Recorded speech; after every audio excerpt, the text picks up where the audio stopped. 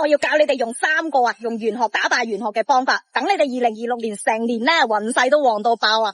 咁呢一個咧係我2025年親身試過，真係有效噶。嗱，首先留低一句順風順水，俾你哋感受下文字嘅力量先啦。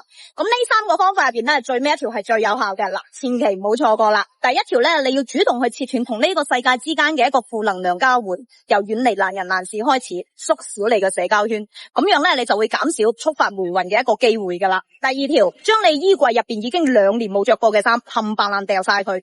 從今日開始，衫唔使多，但係一定要夠好，一定要夠精。唔明點解嘅姊妹咧，可以去搜下韓國嘅中央日報社長金宇俊嘅故事。佢嘅轉運咧就係從佢將身上所有嘅錢去投資一套靚西裝開始嘅。第三條咧，亦都係最有效最重要嘅一條。隔一段時間咧，你就去下你當地最貴嘅商場去點杯咖啡，或者去行一圈都得，去吸收下嗰啲有錢人嘅能量，咁變成你自己嘅。咁同樣嘅，每隔一段時間咧，你可以去做慈善，捐少少錢，幾多都冇問題嘅。咁呢個咧就好似第一條咁，主動去切斷負能量。呢一條咧就係主動去同世界嘅善意去連接，用你嘅善意去交換善意啦。你只要做7日之內咧，肯定會有小錢入袋。咁堅持落去咧，財源必定滾滾來啊！一定要信我啊！2025年我就係用呢個方法提升運氣噶啦，快啲收藏加關注傳落去啦！